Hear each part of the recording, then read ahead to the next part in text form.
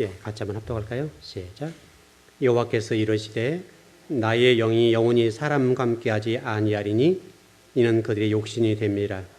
그러나 그들의 날은 120년이 되리라 하시니라. 당시의 땅에는 네피림이 있었고 그 후에도 하나님의 아들들이 사람의 딸들에게로 들어와 자식을 낳았으니 그들은 용사라. 고대의 명성 있는 사람이었더라. 아멘. 최근에 여러분 하나님 뜻이라고 하는 말이 좀 많이 나오더라고요. 여러분 보셨죠?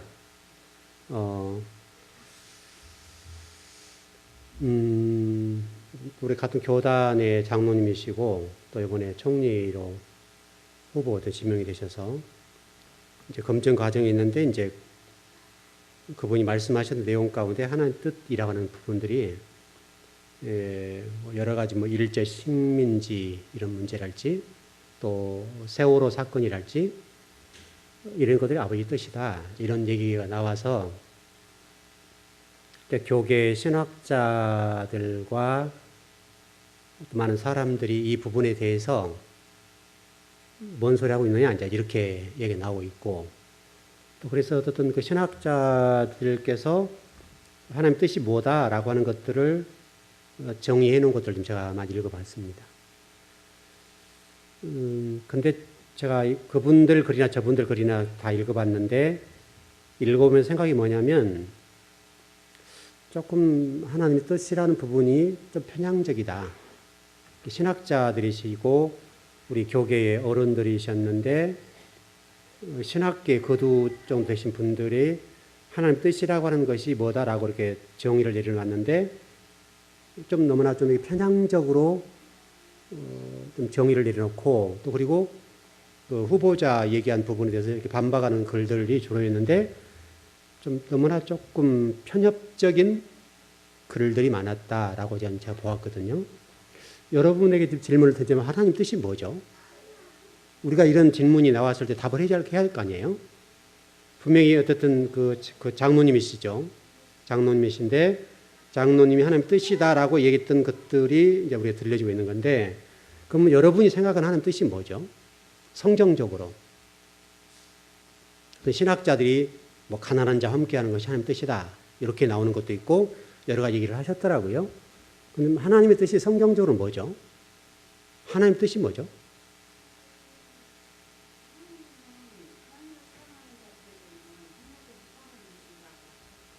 네.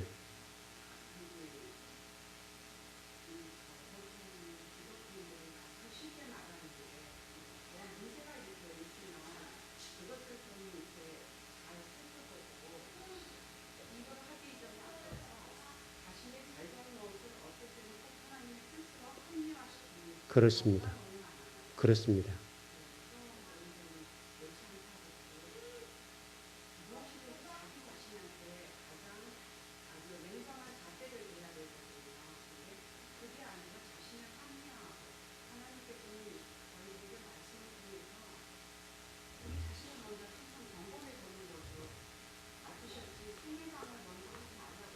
당연하죠. 네. 네.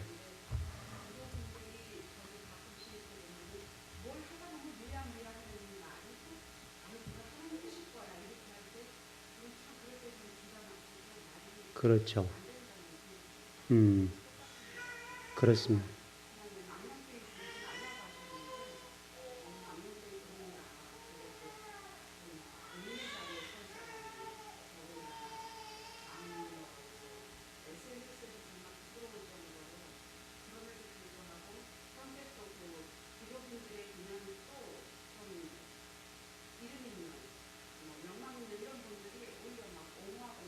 네, 그렇습니다.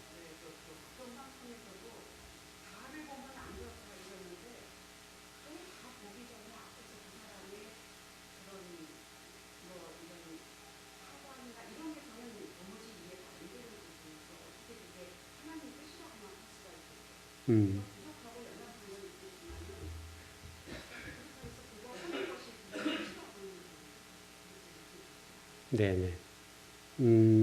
이제 그 후보자에 관해서 강의 내용들이죠. 강의 내용에 대해서 이제 우리 교계에 좀 그 어른들과 좀 큰 대형 교회 목사님들이 그분을 옹호하고 이제 또 그 신학자들 입장에서는 반대적인 의견을 제시하고 이래서 좀 혼란스러운 부분이거든요. 그래서 말씀드리는 겁니다. 우리가 왜냐하면 이런 문제가 나오면 성경적으로 풀어야 될 거 아니에요.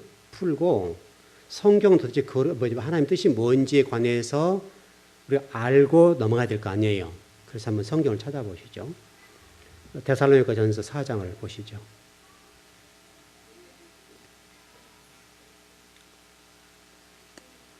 데살로니가전서 4장 말씀을 좀 보시죠.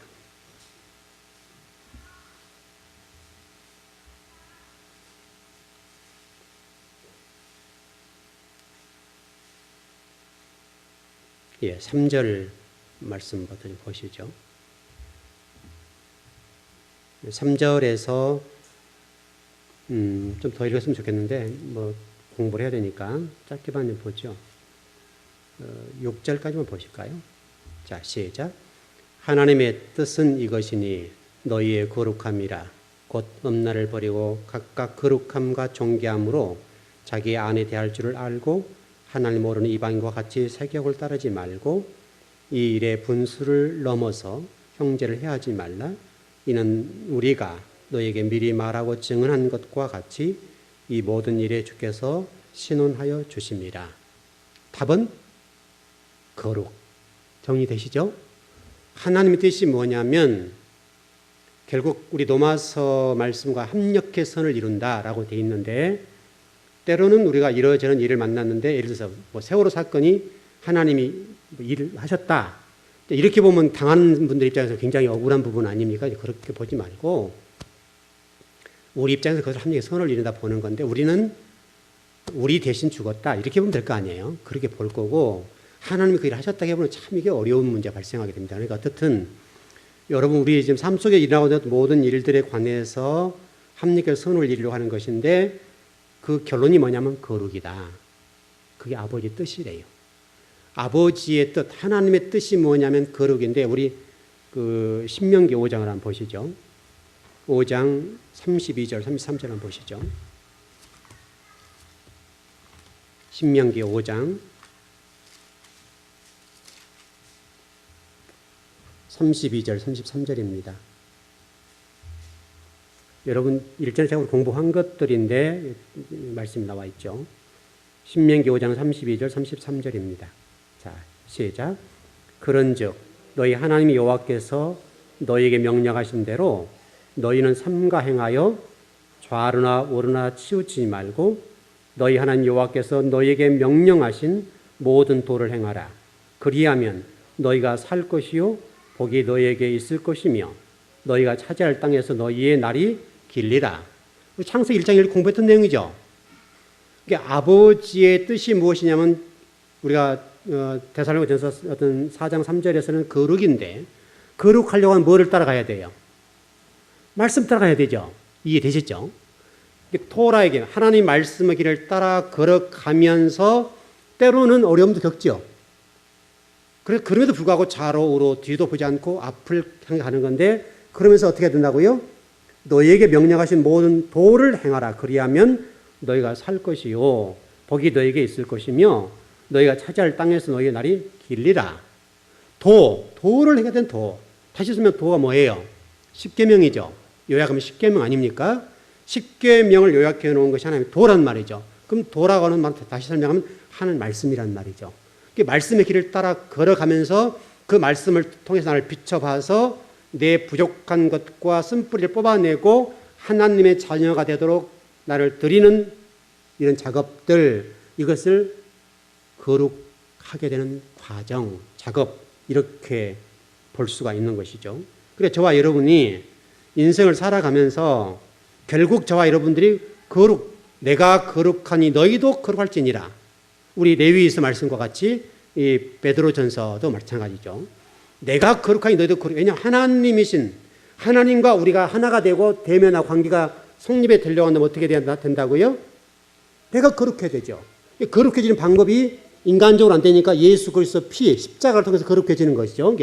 예수 그리스도 보혈로 하나님과 하나가 되는 것이죠.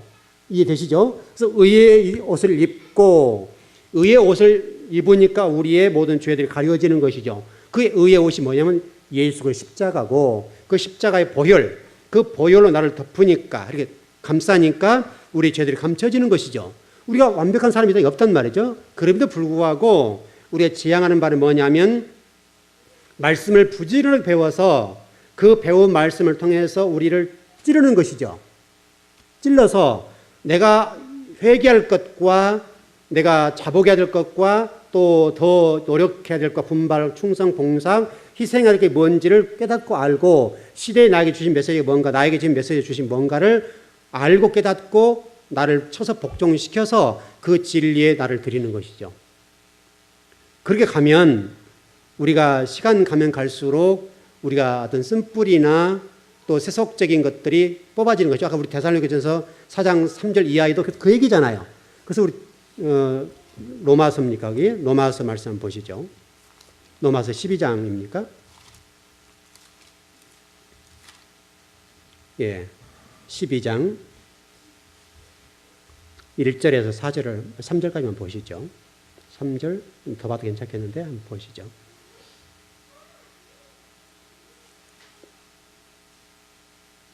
예, 5절까지만 보시죠. 자, 로마서 12장 1절에서 5절입니다. 자, 시작. 그러므로 형제들아, 내가 하나님 모든 자비하심으로 너희를 권하노니 너희 몸을 하나님이 기뻐하시는 거룩한 산 제물로 드리라.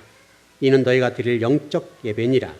너희는 이 세대를 본받지 말고 오직 마음을 새롭게 함으로 변화를 받아 하나님의 선하시고 기뻐하시고 온전하신 뜻이 무엇인지 분별하도록 하라.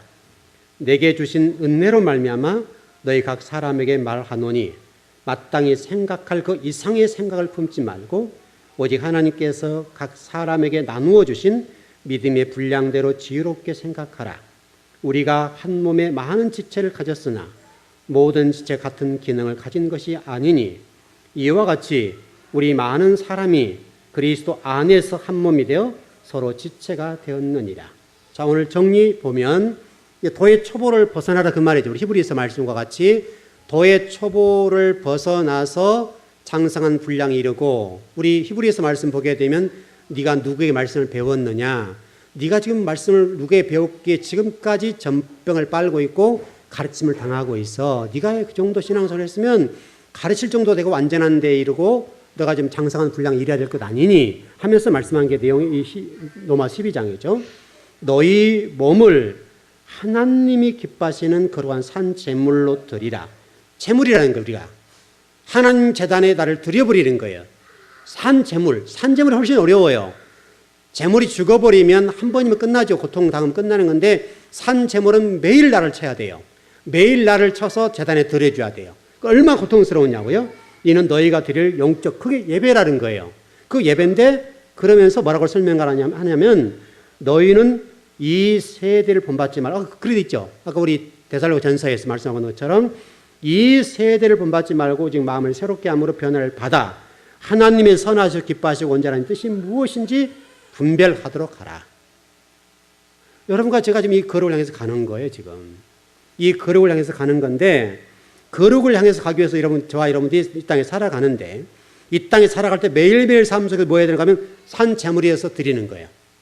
여러분 어떤 기업 현장, 직장 현장, 어떤 여러분 터전에 있는 그 장소에서 여러분들이 산 제물이 되어서 산 순교자가 되어서 여러분을 드리는 거예요. 그게 뭐냐면 영적 예배래요. 영적 예배인데 그러면서 뭐라는 거예요?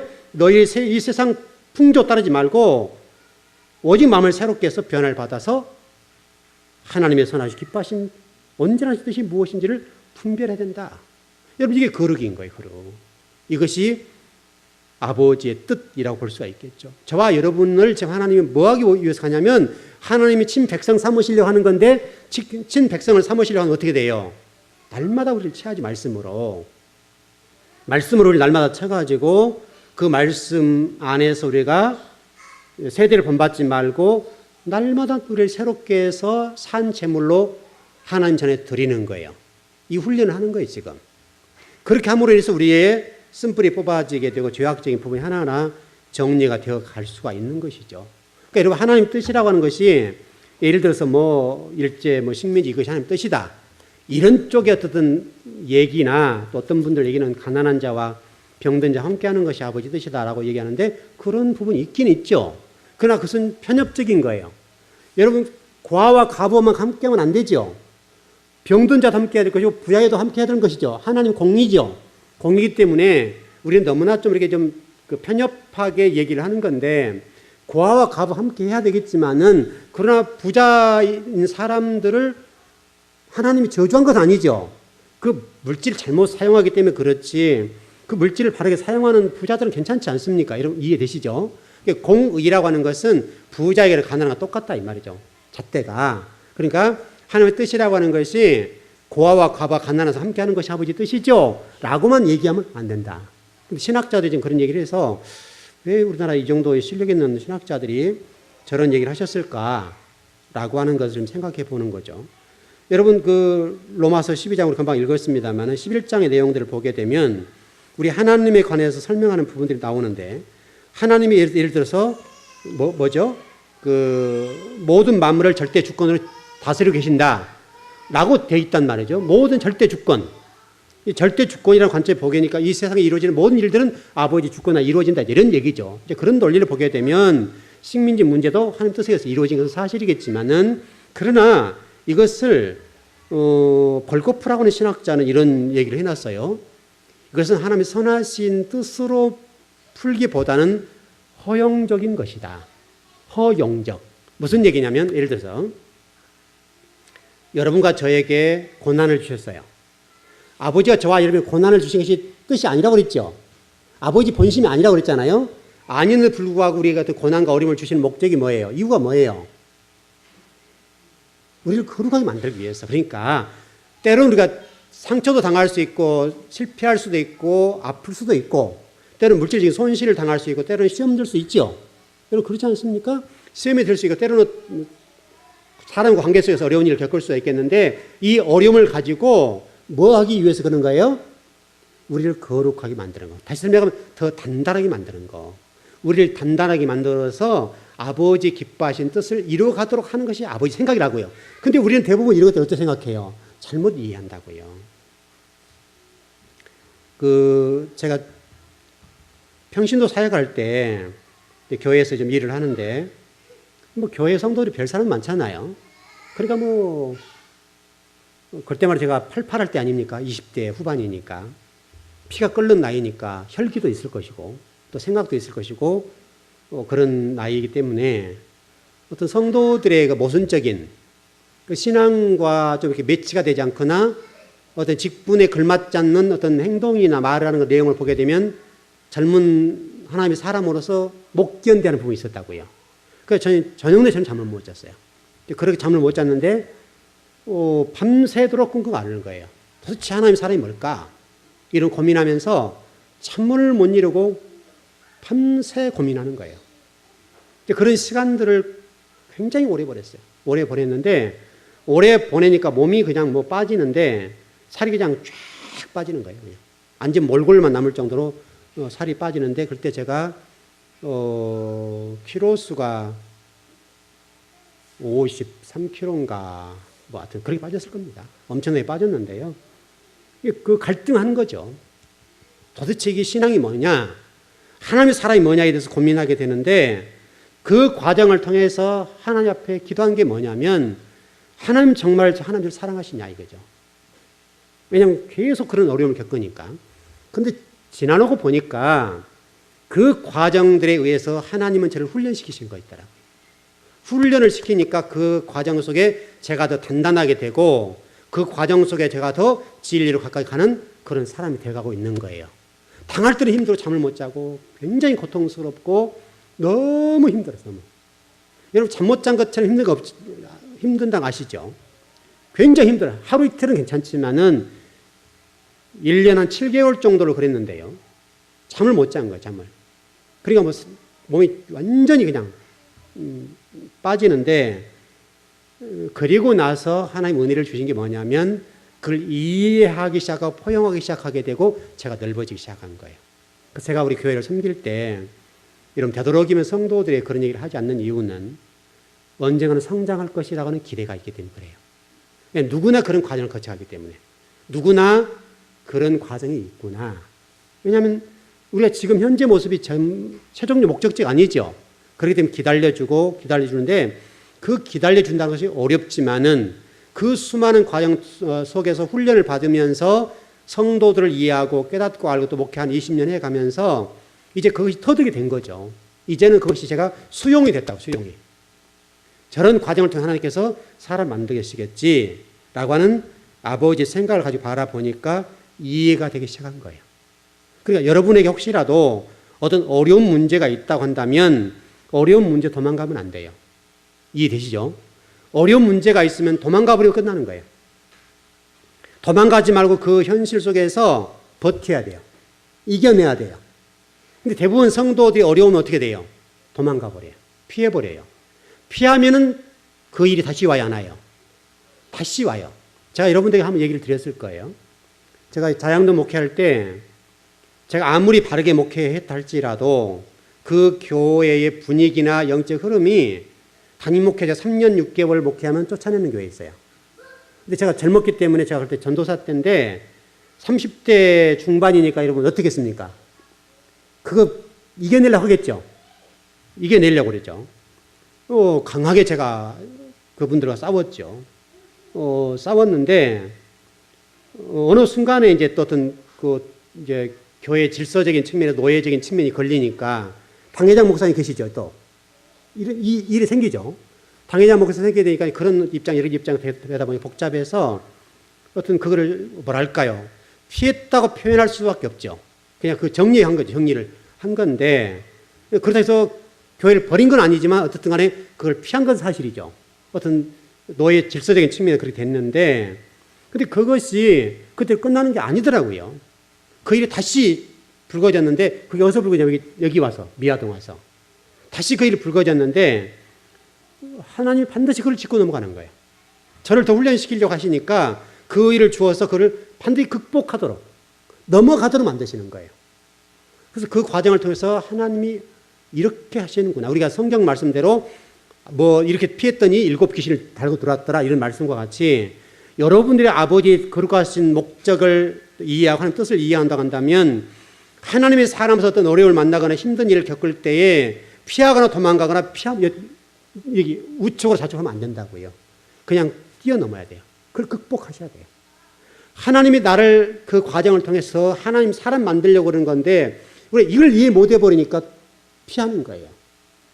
그것은 하나님 뜻이 아니라고요. 하나님의 거룩의 목적이기 때문에 그 과정을 통해서 말씀하실 게 있어요. 그 말씀하시기에 뭔가를 들으면 되는 건데 우리가 그 부분을 잘 이해하지 못하는 경향이 있다라고 좀 정리를 해보면서 일단 좀 시대적으로 좀 하나님 뜻이 뭐냐에 대해서 논란이 많기 때문에 일단 그 논란의 문제를 정리했어요. 정리되시죠? 하나님의 뜻이라고 하면서 우리 데살로니가전서 4장 3절에서는 거룩이다. 거룩이 목적이기 때문에 그 부차적인 것들은 부분적인 것들이에요. 그래서 고아와 가와 함께하는 것이 아버지 뜻이다. 이건 부분적인 거예요. 편협적인 거예요.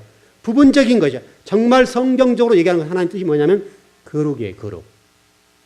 여러분 그걸 절대 잊지 않았으면 좋겠고요. 그러니까 여러분 삶 속에 이루어지게 되는 어떤 모든 일들은 여러분들을 거룩하게 만들기 위한 도구고 선생이에요. 이해되시죠? 여러분 곁에 두신 어떤 것들은 여러분을 중이게 하거나 망하게 하거나 여러분들을 무너뜨리려 목적이 아니라 여러분을 더 단단하게 만들고 여러분들을 더 거룩하게 만들기 위해서 여러분 속에 있는 뭐랄까 세상을 의지하고 세속을 의지하고 세상의 풍조를 의지하는 것들을 다 버리고 오직 하나님밖에 없습니다 라고 하는 것을 할 수 있도록 고백할 수 있도록 만들어가는 과정이에요. 결국은 그거밖에 없어요. 제가 조금 말씀드린 것처럼 제가 그 평신도로 있으면서 그런저런 과정을 거치면서 1년 7개월이 지난 이후에 여러 과정이 있었습니다만은 그 이후에 하나님이 저를 붙잡으시 기도하기 시작하게 하시는데 그때부터 이제 기도를 철야를 하기 시작했어요. 철야를 3년 6개월 동안 했어요. 철야하는 동안에 또 강단 이게 의자에 나와서 하루에 2시간 3시간씩 기도를 했어요. 이 의자에 무릎 꿇고 기도를 했단 말이죠. 그리고 철야하고 그랬는데 그런 과정 이러저런 과정을 거쳤는데 그때 하나님이 제게 딱 한 번 응답해 주셨어요. 종아 내가 더 사랑해. 여러분 언제 그 말씀 드렸죠? 딱 한마디예요. 제가 울고불고 기도하고 저는 정말 고통스럽고 정말 힘들거든요, 이 과정이. 너무너무 힘든 과정인데 정말 뜨겁게 기도하고 계속 기도할 때 하나님이 딱 한 번 말씀해 주셨어요. 종아, 내가 너 사랑해. 그거 딱 끝났어요.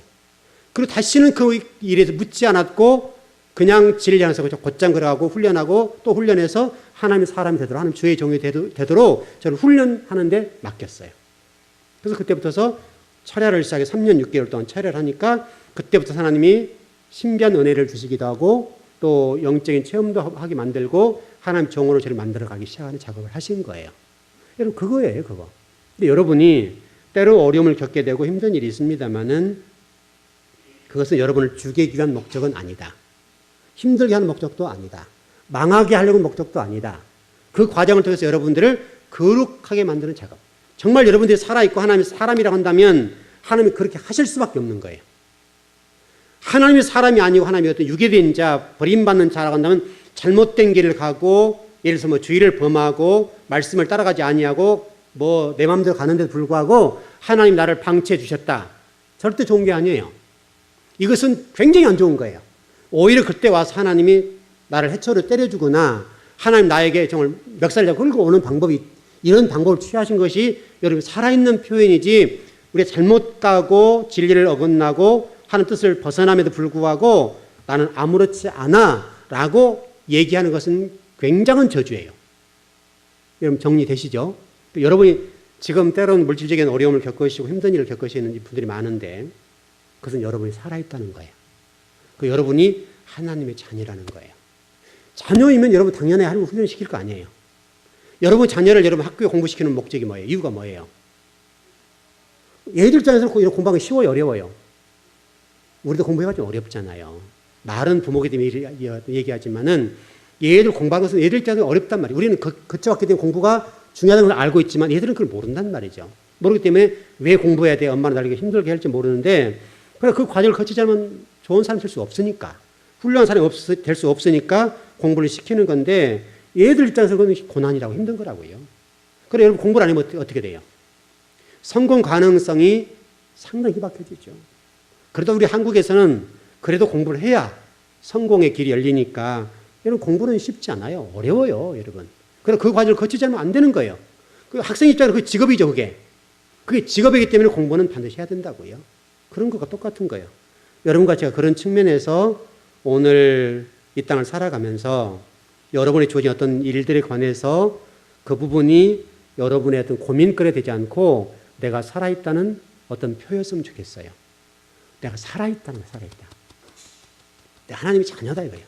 자녀이기 때문에 때로는 우리에게 어려움도 주시고 고난도 주시는 것이지 내가 하나님 자녀가 아니거나 유기된 자거나 하나님의 애정 속에 없는 사람이라고 한다면 무슨 간섭하겠습니까? 여러분 지나간 사람들 간섭할 필요 없죠? 여러분 지나간 사람 간섭할 필요 없다고요. 여러분 교회 앞에서 사람들 많이 지나다니지만 우리 교회와 관계없는 사람들은 간섭할 필요가 없는 거예요. 그냥 지나가든 말든 넘어지든 말든 관계없다고요. 그래서 여러분이 만약에 우리 교회 성도가 오다가 넘어졌어 봐요. 여러분 어떻게 되겠습니까? 여러분들이 언젠가 이렇게 세울 거 아니에요. 혹시 또 다쳤으면 병원에 모셔갈 것이고 여러분 그런 거 아닙니까? 똑같은 얘기죠. 그러니까 그렇게 보시고 여러분 하나님의 뜻에 관해서 논란이 많고 지금 이러저런 소리가 많이 나오는데 여러분 하나님의 뜻이라고 하는 것이 이러저런 어떻든 학문적인 얘기가 나옵니다만은 성경적으로 정확하게 거룩이 아버지의 뜻이다. 그렇게 정리하시면 될 것 같아요. 자, 오늘 계속 공부를 들어가 보죠. 우리가 지금 계속해서 가인의 힘의 원리를 벗어나자 얘기하고 있고 오늘 우리 아모스서를 공부했는데 여러분과 제가 이런 거죠. 우리 찬양을 들으면서 아버지는 나의 힘이요 나의 구원이시다. 나의 구원의 뿌리시다. 이런 고백들을 하잖아요. 여러분들 정말 이 고백이 입술의 고백이 아니었으면 좋겠어요. 정말 여러분이 심령 깊은 곳에서 쫙 끌어나왔으면 좋겠어요. 우리가 찬양으로는 아버지가 나의 구원자시오, 나의 생명이시오, 나의 구원의 뿌리시오, 나의 주관자시오, 별 고백을 다 할 수 있지만 찬양이기 때문에 그냥 고백하는 입술의 립싱크 이 정도로는요 아무런 감동이 없어요. 여러분 한마디 찬양을 부르더라도 신앙 고백적인 측면에서 이 고백을 하지 않는 한은 그 가사와 그 찬양과 입술의 벌림이 아무런 의미가 없는 거예요. 여러분 그 영혼 없는 대화라고 여러분 얘기 많이 들어보시죠? 영혼 없는 대화. 우리 사람과 사람 사이에 대화를 할 때 대화하고 싶지 않은 사람 있죠? 그런 사람 있을 때 여러분 대화를 어떻게 해요? 진지하게 받아들여요? 아니면 설렁설렁 그냥 대답만 끄덕끄덕 해줘요? 건성건성이죠. 영혼 없는 대답이죠. 영혼 없는 대화. 이건 불행한 얘기죠. 여러분 교회 안에서 그럴 수 있어요. 여러분 교회 안에서 성도들 상관에도 영혼 없는 대화가 가능해요. 하나님과 여러분 사이에 똑같아요. 하나님과 여러분 사이에도 영혼 없는 대화가 충분하게 가능해요. 입술을 벌려서 뭐 손을 들고 찬양하고, 이제 제가 주일날 성도를 찬양하는 것을 이 강단에 여기 있을 때는 모르니 올라오잖아요. 제가 강단에 올라오는데 제가 어떤 분들 가운데는 이런 생각이 있어요. 저분이 저렇게 찬양할 것 같으면 수요일, 금요일 새벽 예배도 나오실 정도로 신앙의 깊이가 있을 것 같이 보이는데 왜 저분은 오전 예배 드리고 갈까? 이 의아심이 있어요. 찬양을 부를 때 여러분 보면요, 침에 거품이 나오도록 찬양을 해요. 우리 권사님 아시나요? 보셨나요? 보시죠. 앞에 계신 분들은 보셔요. 여러분 뒤에 있는 분들은 모르시는데 여기 제가 올라와서 성도를 쭉 보는데 어떤 한 가정의 어떤 분 같은 경우는 찬양을 하는데 심취해 있어요. 감정에 심취해 있고 찬양을 부르는 정말 은혜스러운 얼굴이에요. 그런데 그분은 여전히 점심을 먹으면 집에 가요. 그러면 여러분 하나님 입장에서 생각을 해봐요. 그분이 정말 하나님을 사랑하는 거예요? 감정적인 찬양을 하는 거예요? 자기 감정에 빠진 거예요. 자기 감정에. 성령의 인도함, 성령의 충만함에 의해서 찬양을 부른 것이 아니라 내 감정에 충실한 거예요. 그 정도 찬양을 드릴 것 같으면 새벽 예배까지 나와야 돼요. 우리 교회 새벽 예배 나오신 분보다 훨씬 감동되어 있어요. 훨씬 찬양이 깊이 들어가 있어요. 늘 제가 궁금해요. 저분은 도대체 저렇게 찬양을 부르는 분인데 어떻게 지금 오후 예배는 도망갈까? 어떻게 하면 수요 금요일 예배 나오지 않고 새벽 예배 한 번 나온 적이 없다고요. 여러분 성령의 인도함을 받으셔야 돼요. 내 감정으로 찬양 얼마든지 할 수 있어요. 근데 하나님과 전혀 관계없는 찬양이 될 수 있다고요. 성령의 운행하심, 성령의 역사하심, 성령이 나를 이끌고 찬양할 수 있는 찬양.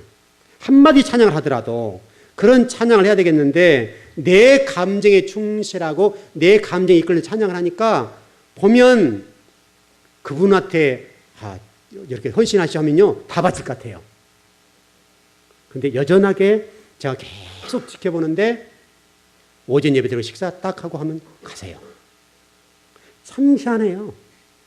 그 정도 찬양하는 고백하고 아버지를 찬양할 정도가 되면 내 몸을 다 드려, 내 인생을 다 드려서 아버지 앞에 다 드려도 조금도 아깝지 않을 만큼 신앙관을 드렸어요.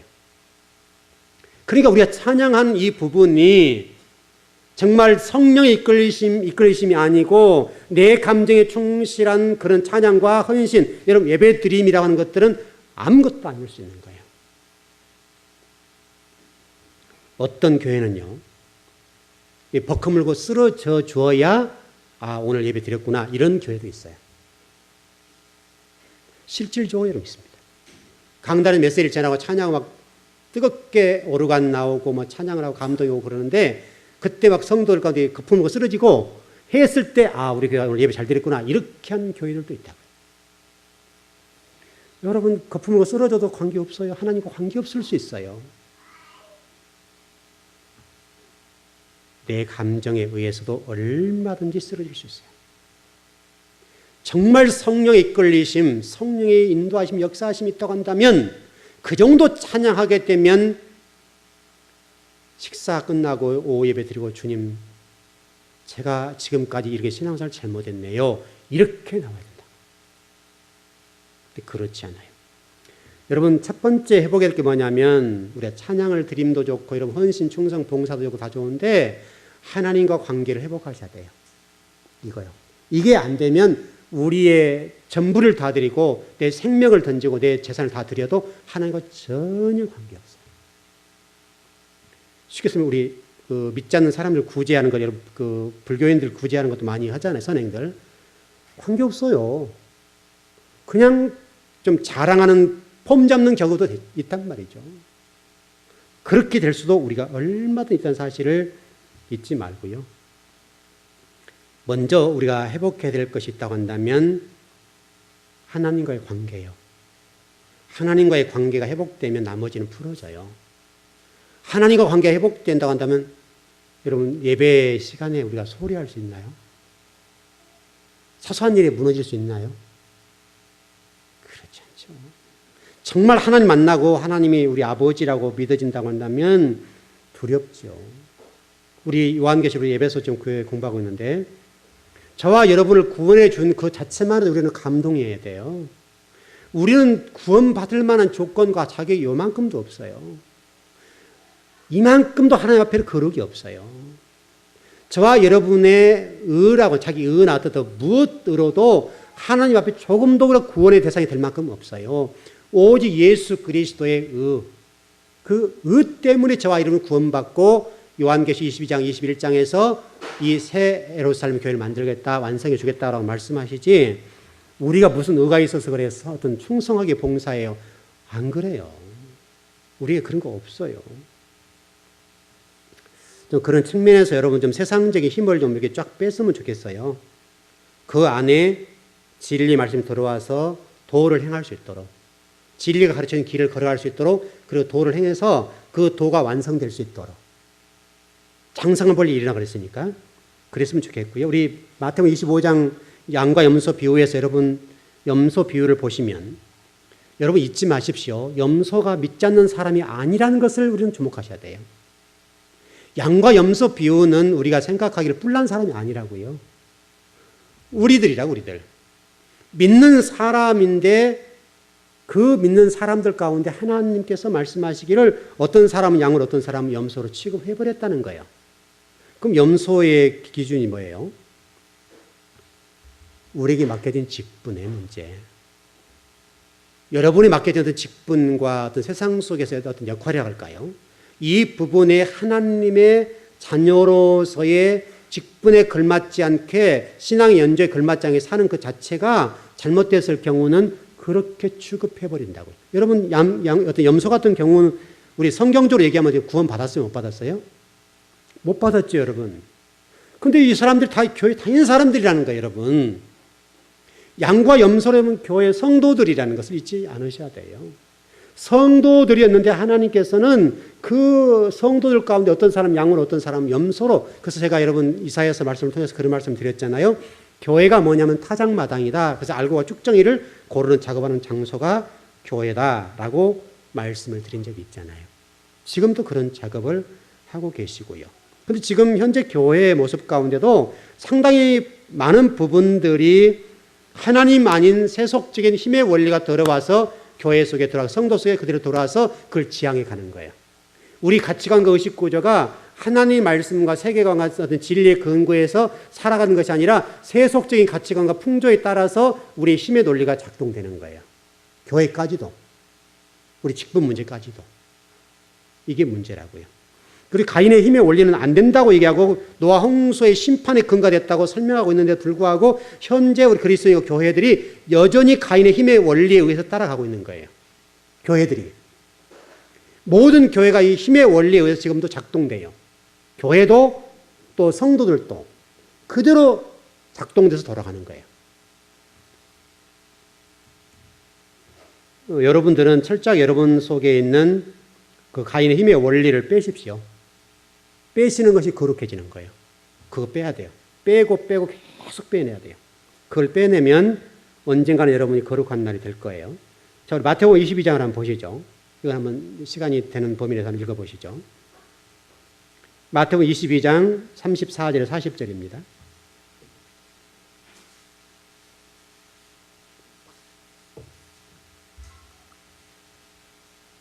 (34절에서 40절입니다) 예, 34절 시작. 예수께서 사두개인들로 대답할 수 없게 하셨다 함을 바리새인들이 듣고 모였는데 그 중에 한 율법사가 예수를 시험하여 묻되 선생님 율법 중에서 어느 계명이 크니까? 예수께서 이르시되 내 마음을 다하고 목숨을 다하고 뜻을 다하여 주 너의 하나님을 사랑하라 하셨으니 이것이 크고 첫째 되는 계명이요 둘째도 이와 같으니 내 이웃을 내 자신과 같이 사랑하라 하셨으니 이 두 계명이 온 율법과 선지자의 강령이니라.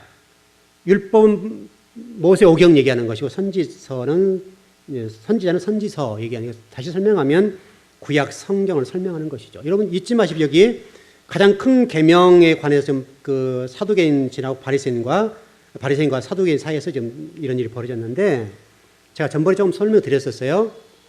여기서 우리가 좀 생각하는 것이 마음과 뜻과 정성을 다해서 이 부분을 초점을 많이 보는데 히브리어, 헬라어 원어는 그렇게 되어 있지 않습니다. 제가 신명기 6장에 말씀을 드렸죠. 이스라엘 들으라 라고 하는 말씀도 히브리어 원어에 보면 뭐라고 되어 있냐면 들으라 이스라엘아 한 것처럼 여기 단어 똑같습니다.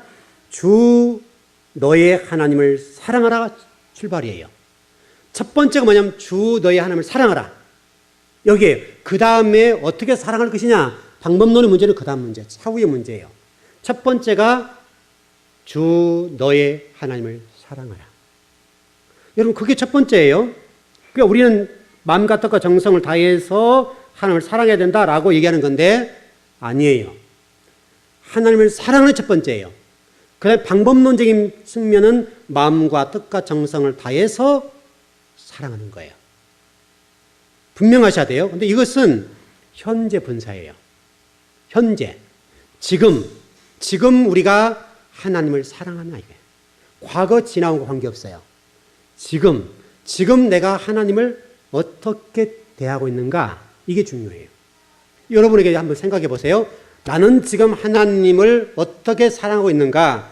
정말 하나님을 가장 내 삶 속의 우선순위로 사랑하고 있는가? 그렇지 않는가를 점검해 보시라고요. 여러분 이런 공부할 때 여러분들이 점검을 해버려야 돼요. 끝내야 돼요. 그러니까 하나님을 사랑하는 것이 먼저고 그 다음이 어떻게 사랑할 것이냐는 그 다음 문제예요. 이게 절대 잊으면 안 돼요. 먼저 내면적인 것이 중요하고 그 다음에 외적으로 드러나는 것들이라는 사실을 절대로 잊지 않았으면 좋겠어요. 그리고 두 번째 계명 같은 경우도 똑같아요. 하나님을 사랑하는 것과 이웃을 사랑하는 똑같은 거예요. 여러분 십자가죠. 하나님을 사랑하는 이웃을 사랑하는 똑같은 거예요. 이게 똑같다는 사실을 잊으면 안 돼요. 그러니까 여러분 성도 상호간에도 사랑하는 거예요. 여러분들 지체라고 그러자고 우리 대사록 전서에서도 여러분과 우리 모든 성도들은 지체예요. 머리이신 예수 그리스도. 여러분과 모든 성도들은 이렇게 얽혀 있어요. 어떤 분은 손으로서의 칼, 어떤 분은 입으로서의 칼, 어떤 분은 이 발로서의 칼, 어떤 분은 오장육부의 칼들 각자 다양한 달란트가 있다고요. 그 달란트를 따라서 하나님을 섬기는 거예요. 근데 그 섬기는 데서 첫 번째 놓치지 말 것은 하나님을 사랑하는 거예요. 이웃사랑 그 다음 문제예요. 그러니까 우리가 자꾸 지금 현대 교회가 최근에 제가 어떤 공문을 받았는데 이런 공문이었어요. 문화사역으로 부흥하는 교회 탐방 해가지고 몇 교회, 저도 한 교회 가봤는데 몇 교회가 나왔는데 물론 그럴 수 있죠. 그럴 수 있는데 제가 생각에는 조금 생각이 좀 달랐어요. 그럴 수 있지만은 그것은 시대적인 흐름이에요. 흐름. 지금 문화라는 트렌드가 좀 이제 지났는데도 불구하고 우리 총회에서 문화 트렌드를 들고 나와서 지금 부흥하는 몇 교회를 좀 얘기를 하고 있는데 여러분 진즉 우리가 문화라고 하는 부분은 이미 우리 한국교회에서 지금 지나갔던 얘기들이죠. 지났었어요. 한참만 10년 전부터서 문화 사역이 한참 출발했었는데 지금 문화 사역을 안 된다는 얘기예요. 그러니까 우리 한국교회가 계속 만드는 게 뭐냐면 유행을 만들어내는 거예요. 그래서 계속 목회자가 어떤 유행을 따라 목회하도록 계속 열어가요. 그럼 여기 뒤떨어진 사람들은 목회 뒤처진 걸로 생각을 하는 거예요. 저는 한 번도 따라가본 적이 없어요. 그거 뭐 이렇게 하든 저렇게 하든 저는 한 번도 따라가지 않았어요. 물론 제가 좀 뒤처진지 모르겠지만 그런 내용에 가서 내용을 숙지하고 공부는 하지만은 그러나 저는 일관되게 지금 걸어왔어요. 관계없이 걸어갔어요. 그게 목적이 돼서는 안 된다고 생각했어요. 그런데 지금도 지금 총회에서 그런 얘기가 나와서 조금 안타까운 부분이 있는데 어떻든 간에 이렇게 저렇게 했던 간에 교회 부흥하면 땡이다 이런 얘기예요. 그러지 않아요. 중요한 것은 하나님의 거룩한 성도들을 어떻게 만들어낼 것이 중요한 문제지, 한 영혼이라도. 여러분 지금 이스라엘 역사나 성경 역사를 통해서 400년에서 500년에 성도 한 사람 생겨났죠. 하나님의 사람 한 명 있었다는 사실은요, 잘 생각해 봐야 돼요. 노아 홍수에 200억에 300억 정도 인구 가운데 8명의 식구가 구원받았죠. 200억에 300억 가운데 8명밖에 없었다는 거예요. 하나님의 사람이. 그럼 지금 현재 한국교회가 지금 예를 들어서 뭐 성도수가 뭐 800만, 1100만 얘기를 하는데 800만이나 보십시다. 800만 가운데 정말 하나님의 사람 몇 사람만 있다고 한다면 하나님 입장에서는 괜찮은 거예요. 이해되시죠? 800만의 문제가 중요한 것이 아니라 1000만 명이 중요한 것이 아니라 하나님의 신실되게 거룩하게 서 있는, 하나님 중심적으로 서 있는 단 한 사람만 서 있어도 괜찮다 이거예요. 하나님 입장에서는. 하나님은 그 사람 통해 일하시면 되는 거예요. 사람의 숫자의 문제가 중요한 게 아니에요. 근데 자꾸 지금 우리 총회에서도 자꾸 이게 지금 숫자 노름을 하고 있는데, 물론 이제 총회가 교단에 좀 뭐 크니까 그런 얘기를 합니다만은, 그러나 그것도 아니에요. 에베소 교회를 공부해보고 이게 좀 7교회를 공부해보면 그것 자랑도 심판의 대상이에요. 자, 공부해 깜짝깜짝 놀래요. 요한의 7교회를 공부해보면서 그것 자체, 정통을 주장하는 그거. 에베소 교회가 여러분 정통을 주장했거든요. 정통 중에 정통이 에베소 교회잖아요. 에베소 교회는 여러분, 제가 오늘 새벽녘에 말씀드렸던 것처럼 사도 중에 사도라고 하는 이방의 사도였던 사도 바울이 목했던 곳이에요. 아볼로가 목했던 곳이에요. 디모데가 목했던 곳이에요. 브리스길라 목했던 곳이에요. 거기다가 여러분 사도 요한이 목했던 곳이에요. 반모섬 유배되기 전까지 사도 요한이 목했던 장소고 예수님의 어머니가 돌아가신 교회예요. 사도 요한이 예수님 어머니를 그곳에서 섬기다가 그 에베소 교회에서 돌아가셨어요. 그렇게 좋은 교회, 유명한 교회라고. 정통 중에 정통이 에베소 교회예요. 그럼에도 불구하고 하나님이 말씀하시잖아요. 너 그거 필요 없어. 너 처음 사랑 버렸어. 너 처음 사랑 버렸으면 끝이야. 그 한마디 끝나버렸어. 그러니까 우리가 좀 생각을 많이 해봐야 되겠는데, 여러분과 제가, 우리 교회도 성경 공부 많이 하는 교회인데 많이 한 것은 자랑이 돼서는 안 돼요. 그걸 통해서 여러분 정말 하나님을 뜨겁게 사랑하고 하나님의 목숨을 걸고 던질 수 있을 만큼 돼야 되지, 공부 많이 한다고 여러분들이 천국 가고 지옥 가는 건 아니에요. 이해되시죠? 좀 결론을 정리해 보십시다. 하나님은 저와 여러분들에게 거룩의 목적이라 말씀하시고 때로는 이렇게 저렇게도 일하시고 말씀하시는데요. 먼저 우리가 하나님을 우리의 주님으로 섬겼으면 좋겠습니다. 우리 주인으로. 그리고 예수 그리스도 나의 구주와 주님으로 먼저 섬겼으면 좋겠습니다. 이것 끝나면 다 끝납니다. 이 문제는 절대로 양보하면 안 돼요. 이것은 항상 이런 고민하셔야 되고, 하나님이 항상 나의 주인인가, 나의 아버지인가, 내 목적인가, 삶의 유일한 목적인가, 또 예수 그리스도는 나의 구주와 주님이신가, 이 문제에 관해서는 절대 놓치면 안 돼요. 이 문제 여러분들이 천국 가고 지옥 가는 문제가 결정되니까 여기 끝나면 나머지는 아무 소용없어요. 에베소 교회가 그 진리로 거듭나고 교리로 튼튼한 교회고 정통성 있는 교회고 행함 있는 교회였어요. 예수님이 인정해 줄 만큼 행함이 있었다고, 사랑하고 칭찬할 만큼 행함이 있었던 교회인데, 그런데 주님 준엄한 말씀은 나는 너를 몰라. 그 얘기에 딱 한마디. 그렇게 정리가 끝나버려요. 그러니까 여러분과 제가 그 부분 놓치지 않았으면 좋겠고, 말씀을 배우는 동안에 구주와 주님이 여러분들에게 더 깊게 다가왔으면 좋겠습니다. 기도하십시다.